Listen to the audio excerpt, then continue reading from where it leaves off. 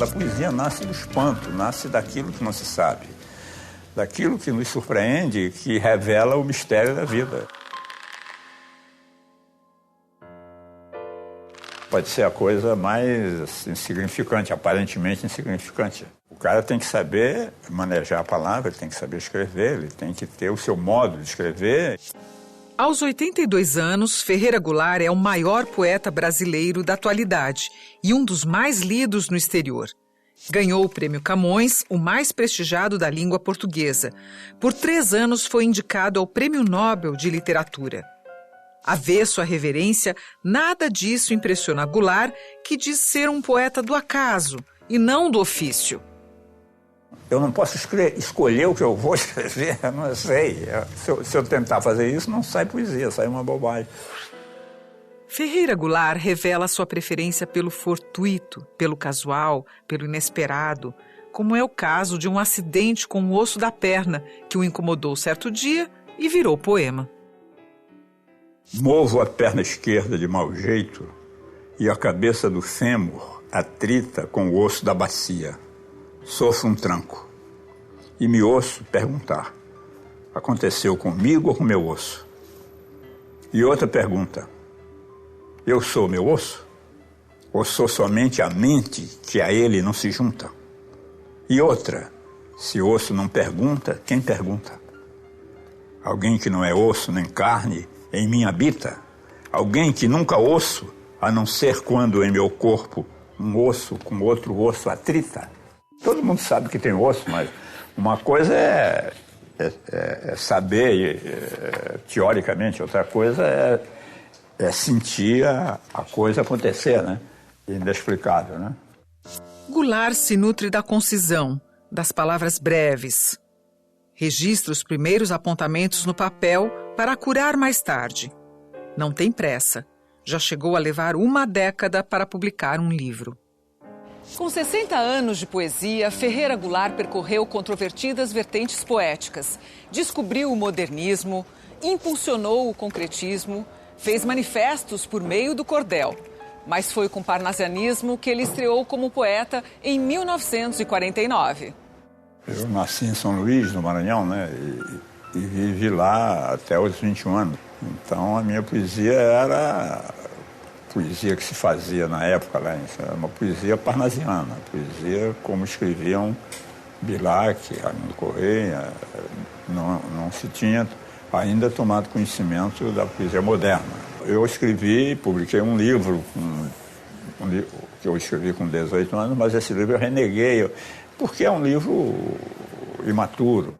O livro A Luta Corporal é considerado a obra precursora do movimento paulista de poesia concreta que surge em 1956.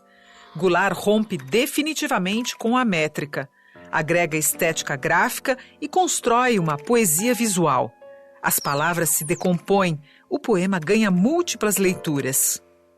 Aí já é uma poesia moderna, uma poesia com indagações próprias, minhas, inclusive diferente da própria poesia brasileira da época, tanto que o livro termina com a desintegração da sintaxe, da palavra. É um livro que causou um certo impacto por isso, porque ele era um livro diferente. Depois da Luta Corporal, eu fui fazer poesia concreta, depois poesias objetos, poemas objetos, os poemas neoconcretos, e depois eu abandonei a vanguarda e entrei para a luta política e fui fazer poema de cordel, puramente político, sem nenhum interesse literário maior, uma coisa realmente para contribuir para a reforma agrária, para a luta a favor do socialismo, sabe? E depois vem a ditadura, aí eu vou para o exílio, quer dizer, então mas nesse percurso a minha poesia retoma as formas modernas que eu tinha na luta corporal antes de desintegrar a linguagem e começa a desenvolver uma outra maneira de fazer a poesia, né? A retomada poética de Ferreira Goulart recupera o processo de vanguarda e se aproxima ainda mais das artes plásticas. São os poemas objeto. Um é assim, uma placa de madeira branca com um cubo azul em cima. Debaixo do cubo tem uma palavra. Você levanta o cubo, tem a palavra lembra. E assim eu fiz uma série de poemas e que depois combinaram com o poema Enterrado, que era uma sala. O poema era uma sala que no fundo do chão você descia por uma escada, entrava no poema e tinha uma série de cubos com uma palavra, no final a palavra rejuvenesça. Ainda hoje, Ferreira Goulart bebe na fonte do concretismo. Como numa fotografia, seus poemas registram um instante vivido. Da janela de seu apartamento em Copacabana, Goulart flagra a placa de rua e a eterniza num poema. A janela de meu apartamento, a rua do Vivier 49, Sistema Solar, Planeta Terra, Via Láctea. Limpo as unhas da mão por volta das 4h40 da tarde do dia 2 de dezembro de 2008, enquanto na galáxia M31, a 2.200.000 anos-luz de distância, extingue-se uma estrela. Goulart constrói poemas da mesma forma com que compõe colagens de animais excêntricos. Ele cultiva a busca incansável por novas formas e sensações.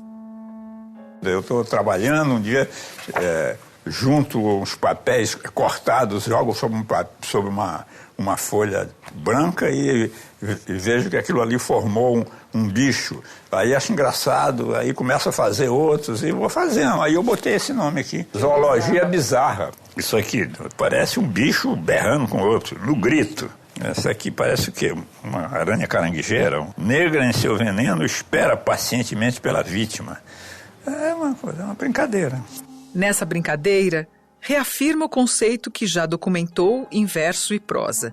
Não faz arte para imitar, mas para reinventar o que existe. Desde que eu vi o primeiro quadro, a primeira reprodução de pintura, eu gostei, me chamou a atenção e eu me apaixonei por aquilo. Eu quis até ser pintor, antes de ser escritor, antes de ser poeta, eu queria ser pintor. Virei crítico de arte, passei a escrever sobre arte. Ia estudar e ler, eu não me considero artista plástico, não. Eu pinto, desenho como um hobby. Goulart sempre se posicionou contra os dogmas de correntes ou de escolas. Ganhou adeptos e influenciou também os seus leitores.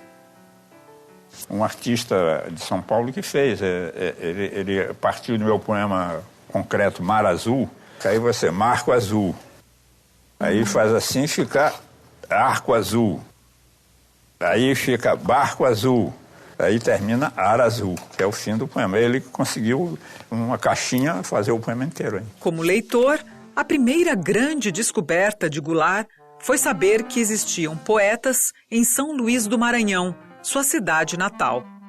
Eu era um pivete, um moleque de rua. Eu nunca... Minha casa não tinha livro de poesia, nunca tinha ouvido ninguém dizer poesia. E, de repente, no colégio onde eu estudava, que também era uma escola técnica, não era um colégio, não era um ginásio normal, era uma escola técnica, uma formação de sapateiro, ferramenteiro, alfaiate, uma escola técnica. Então eu fui para aprender ofício, mas tinha aula de português, fiz a redação. Ela achou muito legal e tal, e elogiou, enfim. Então eu comecei a ver que eu tinha jeito para escrever, né? Eu sei que lendo Gramática de Eduardo Carlos Pereira tinha lá uma opção de poemas que era uma antologia, com poemas de Gonçalves Dias, de Camões, de Castro Alves e tal, e os Parnasianos. Aí eu fui lendo e achei que a poesia era uma coisa legal, comecei a me interessar pela poesia.